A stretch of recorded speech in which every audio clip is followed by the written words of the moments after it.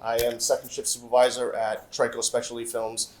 My colleague Mitch is in maintenance. I am from the production side at the OBR building facility.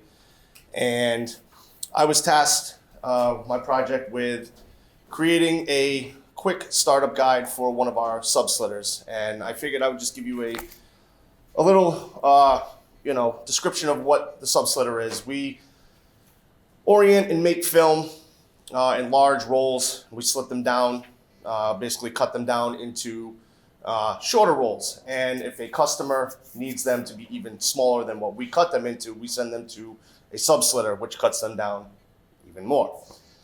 So we have two sub-slitters, 835 and 735. 835 has a quick start guide, and the purpose of this quick start guide is for somebody that has little to no experience to be able to come in and basically, with their normal and basic safety principles in mind, to come and start this machine up and run a set. Basically, is taking that larger roll, making it down into a smaller roll.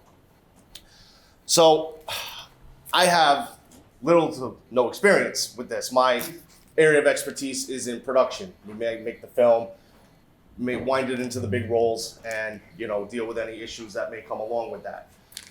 So this was really kind of a challenge for me.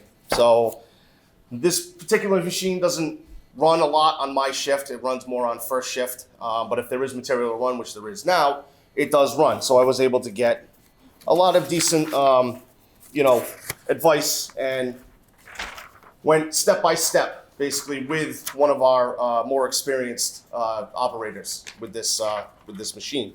So I started off, and I've never created any sort of an SOP. This isn't really an SOP, it's more of just a quick start guide. So I've never really created anything like that. 23 years in the business, never done it. So I started with the safety items, which you'll see on page 3. The normal gloves, cut-proof sleeves, steel-toe footwear, safety glasses, hearing protection.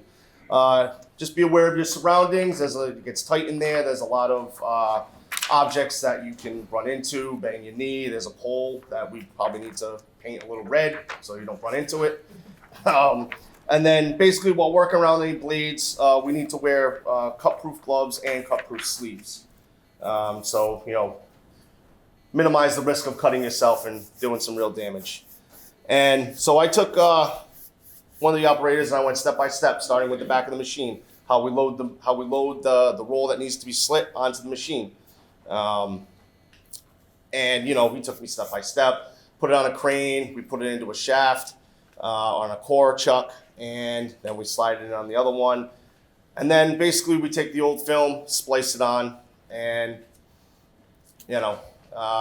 then we basically jog that new material through onto the finished roll that's already been run, cut the red tape off, tape everything on, and then start the machine up. And whereas there's like 16 steps to this quick start guide, once you know what you're doing, it really doesn't take much more than like 15 minutes, if that. And, it took me an hour writing everything down, going through with him, and it was just really a fun experience because by the time I was done, I literally had an understanding of how to start this machine, having little to no experience at all. And whereas I haven't tried it myself, I probably will go in tonight because I have to go to work after this. I will go in and try to start this machine up tonight just to know that I can do it. So just in case, being a supervisor, if something goes wrong or they're off doing other things, I can go in and start the machine to keep the process rolling because we don't make money if we don't make film. So that's about all that I have, really. It's a quick start guide procedure. That's what I was tasked with doing, and that's what we didn't have one. As I looked into it further, I can probably refine it just a little bit. This was more of just hey, do this, this, and this, and then we can get the machine going. But I do want to thank all of you guys for letting me be here, present, mentors, all you guys. I know my mentor was awesome. You guys are probably all awesome for everyone. Byron, thank you very much. I've never been disengaged in a classroom setting before, so even in college, which I went not too long. So that's about it.